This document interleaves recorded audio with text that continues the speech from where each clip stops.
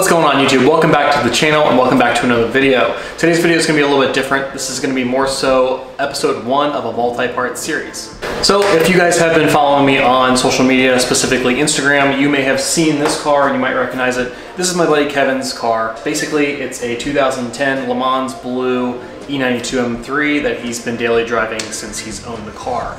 And so obviously the car's been through a lot. It's seen better days. It could use a nice, paint correction and all that stuff. But the whole purpose of this car has now changed. And so recently on my Instagram, you may have seen some items go for sale, carbon fiber parts specifically. And so basically we've stripped everything off of this car on the exterior for the most part. And this car is going to be now transformed into basically a dedicated daily driven / track car build. And so we're going to start doing a couple modifications here today. And like I said, this is going to be a multi-part series, and so you're going to kind of watch the progress and the steps that we go through in order to turn this car into a more track-oriented car, but also something that Kevin can daily drive. Let's talk about this car a little bit and what kind of modifications we're planning on doing. Like I said, this is a 2010, so this is a pre-LCI model. It's an E92 Coupe, Le Mans Blue. Fantastic color, by the way. And the interior is the full extended leather. And this is a single hump, so it doesn't have the navigation, doesn't have any of the crazy bells and whistles or anything. So this is the perfect ideal spec for a track-oriented car. Basically, if we just remove these heavy seats, I think that'll make a huge difference. But it's got a carbon roof up here.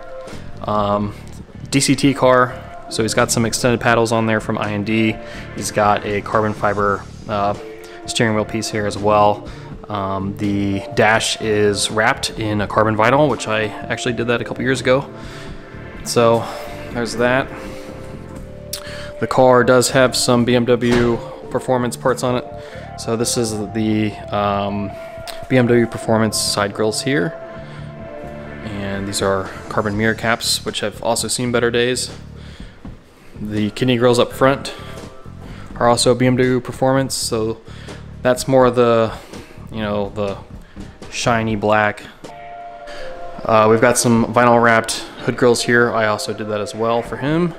And as you can see, we've got some Forged Star wheels on here currently. These are 19 by 9, I believe, and 19 by 10. And it's a super deep concave here in the rear, so these wheels and tires will be for sale at some point. Yeah, Michelin Pilot Super Sport. It's a 245 35/19 in the front. And the rears are, I believe, a 265. Let's see here. Yep, the rears are a 265 30/19. That's what that looks like there. Those are basically OEM tire sizes, but you can tell they're a lot more aggressive looking with the Forged Star wheels. Additionally, since this does have the carbon 1x1 roof, it also has a carbon 1x1 spoiler. This was an eBay purchased part, so that is going to stay on the car for now. But as you can see, the taillights have been lightly smoked. I did that for him a while back, maybe about a year and a half ago. It does have a Megan Racing roof section, and it also has a Krapovich Evo X pipe in the middle. So it's a pretty tame car. It doesn't sound very loud, but for a daily driven vehicle, that's perfect, in my opinion. That's basically Kevin's car in a nutshell as it currently sits.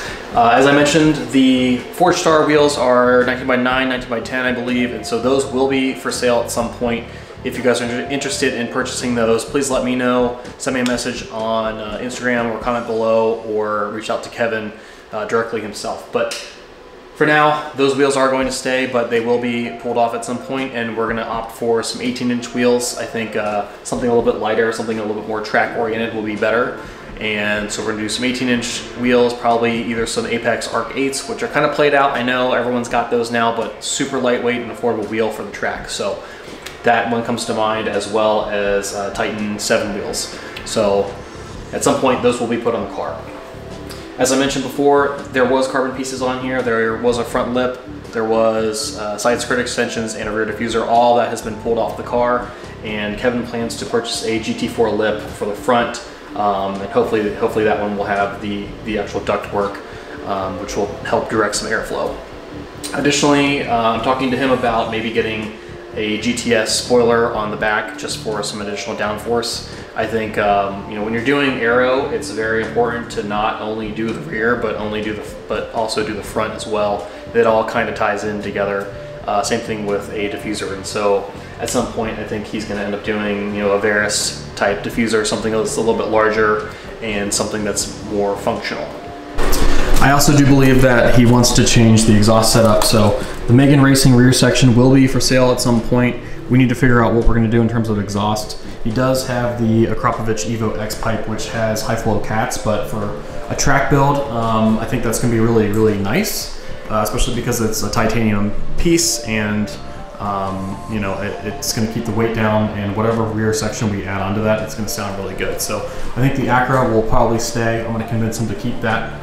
But let me know what you guys think for a rear section in terms of track. If you guys have any thoughts or opinions, let us know in the comments on what we should do for that. So we've also started to collect some suspension components. As you can see here, these are Racing Dynamics RD Sport springs, and they are also going to be paired with some Bilstein B8 struts. And so basically this was actually one full kit. It was actually the RD Sport chassis kit, which is not a very common suspension setup, but it is supposed to be very, very good, especially for what Kevin's looking to do with the car. Like I said, he's going to daily drive it for a little while and track it occasionally as well. And so I think this suspension setup is going to be really, really awesome.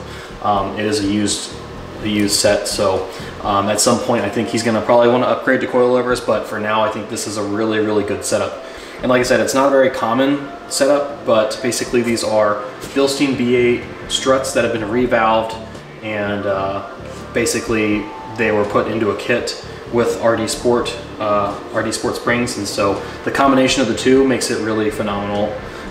These are not adjustable, so once these go in the car, it's going to sit exactly the way it sits, and it actually has a really, really nice stance to it. My buddy John actually had this setup on his E92 M3 that he recently sold, and so this setup is going to be really, really nice. It does get rid of the wheel gap, and we probably won't have to adjust the camber or anything like that. So this is how we're going to start with the suspension. We're also going to probably do maybe some Dynon strip bars and go from there. We've also started to collect some power adder modifications. The car is NA and it will stay NA for now. There are no plans to supercharge this thing, and so we want to maximize what the car's got and give it its full potential. So what we have here is a little kit here from IND. We've got a Mach Schnell pulley system as well as their intake system. So this is also Mach Schnell. So we're going to toss this stuff on the car.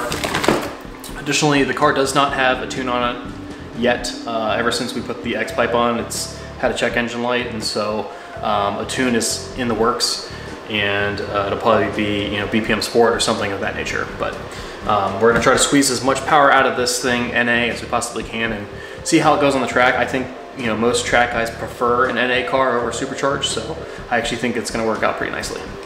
All right guys, that wraps up episode 1 of a multi-part series. As I mentioned, this is going to be a longer term project, so don't expect to see updates on a daily or weekly basis. This is going to be a longer term thing, and so we are going into winter here in Cincinnati, so we do have some time.